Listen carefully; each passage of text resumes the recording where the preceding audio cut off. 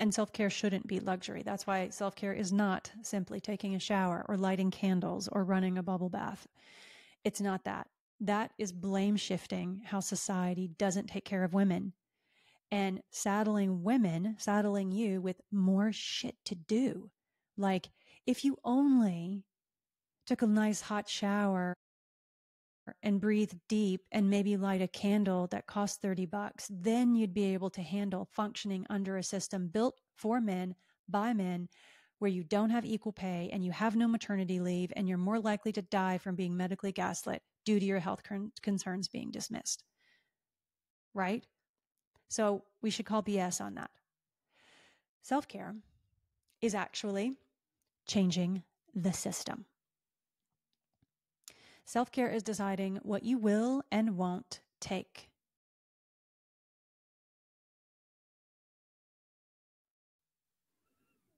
Hi, everyone, and welcome back to the Living Well podcast.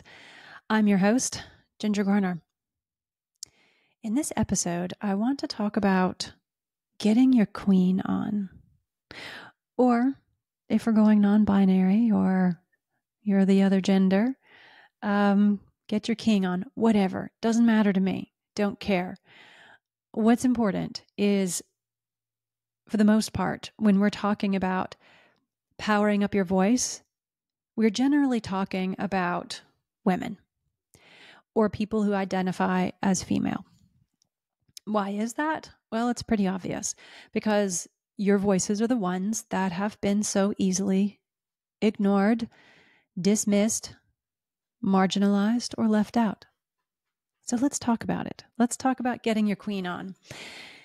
Powering up your voice. I want to give you 4 steps to that today.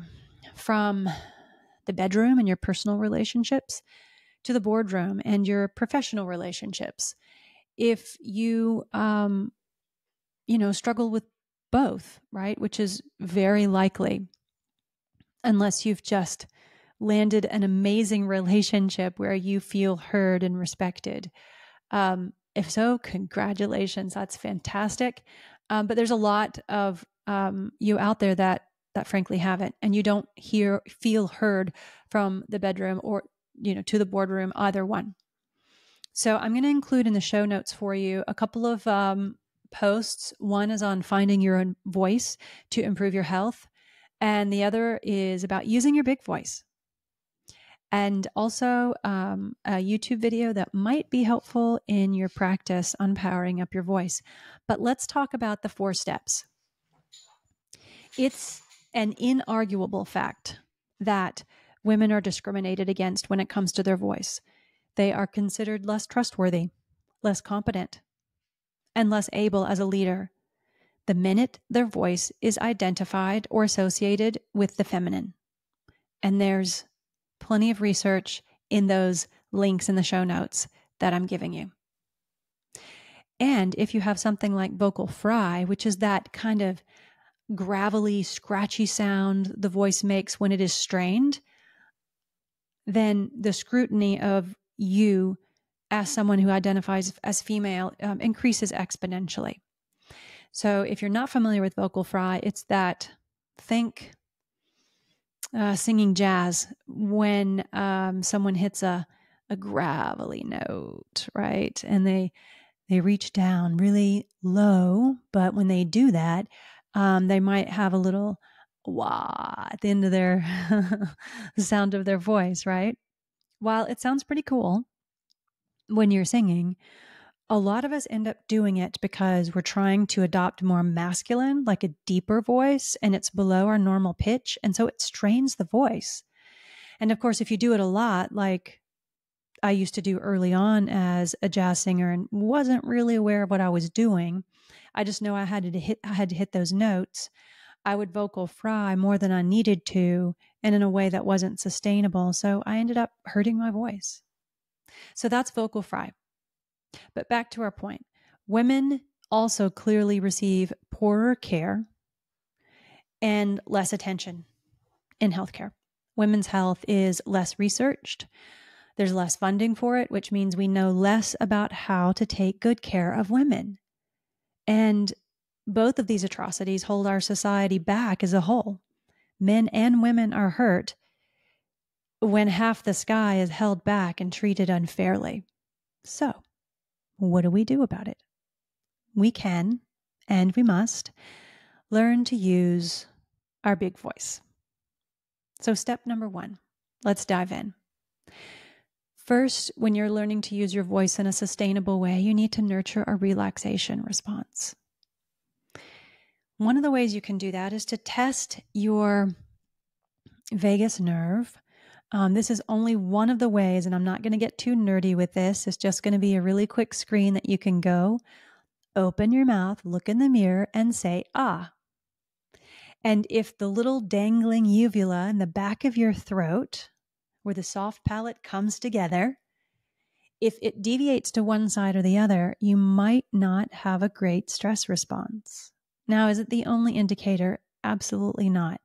So other indicators, if you have a hard time with your rest and digest and you feel instead wired but tired, like you want to go to sleep but you can't, or you end up having responses that are kind of knee-jerk to situations where you realize later, wow, that might have been what Daniel Goleman calls an amygdala hijack, where you made a less than best decision and you realize it later.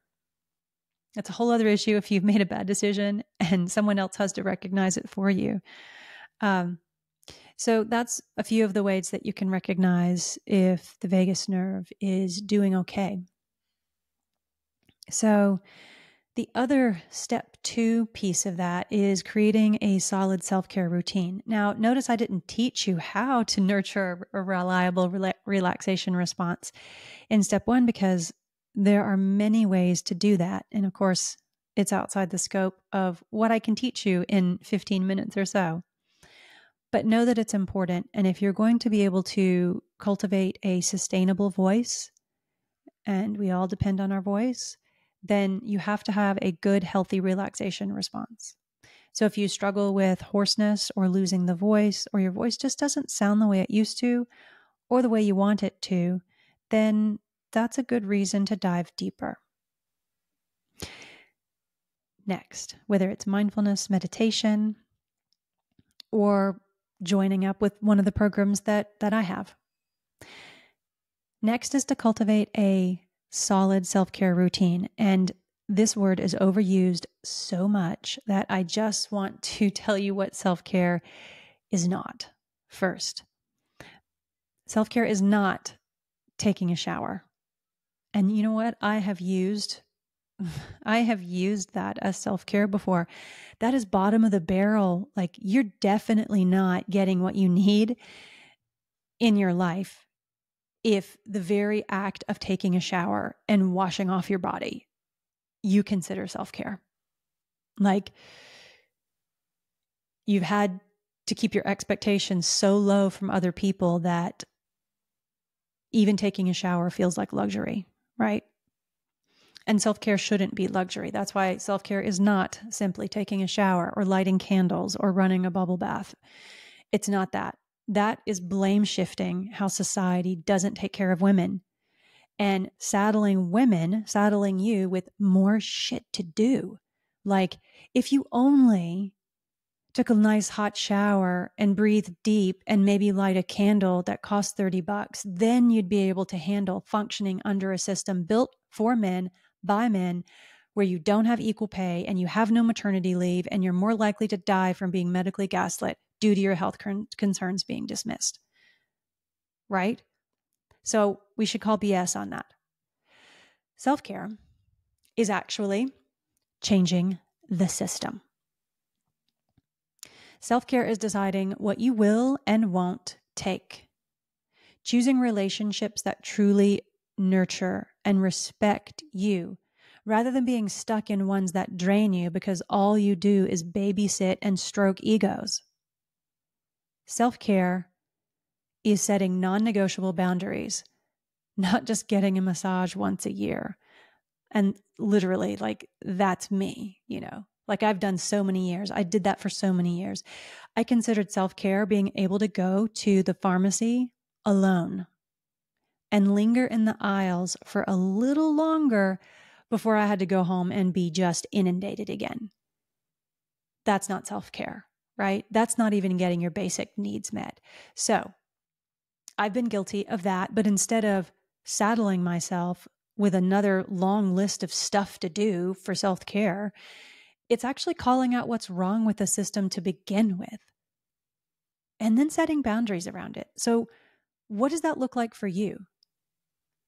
My suggestion is decide what you cannot live without doing, and then go do it. Whether you have to take less money when you're already getting paid about 30% less than men anyway, whether or not you have to take less money in the end on your deathbed, you're going to be happier regardless of if we ever get equal pay, which we probably won't in our lifetime. But regardless of whether or not you get equal pay, you'll have been happy with the life that you built instead of bitter and resentful, right? And you won't have also blamed yourself. Oh, if I had only taken that walk and drank more water and, bought that essential oil and that face cream and whatever. Take the burden off yourself for self-care and start setting boundaries around your time as being precious, because it is, and ask more, right, than a shower or a trip to Walgreens or CVS where I can linger 5 more minutes because I'm getting a little bit of a breather. So decide what you cannot live without doing and do that. Next, step 3. Step 3 on powering up your voice. Recalibrate your attitude about stress. I am not trying to give you a hard time. Definitely not. There's enough people in the world that want to give you a hard time about what you're doing and how you're not doing it right. What I'm saying is, if we rethink stress, like just this morning, I realized I had something big to do at 9 a.m. and I totally forgot until 8:53 a.m. And so instead of freaking out and going, oh my God, I just calmly got up, got my water, plugged in my computer, and I said, this is fine. I'm going to take this stress moment and realize that, you know what? I can't live without stress, which is the truth. That's the point. We can't live without stress. Our job is not to eliminate stress. It's to learn to wrangle it so we can get stronger, right? For example, osteopenia, osteoporosis, nobody wants it and no one has time for it. And yet you cannot build bone density without doing what? Pounding the pavement. You have to literally stomp around, right? Sometimes walking is not enough. Sometimes like climbing the stairs with a heavier footfall matters more than just taking a walk for building bone density. Same thing for muscle strength. We can't just move the groceries from our trunk to our refrigerator and expect that that's going to build enough muscle strength. We have to lift weights. Now, that could be lifting your own body weight, right? But the point is,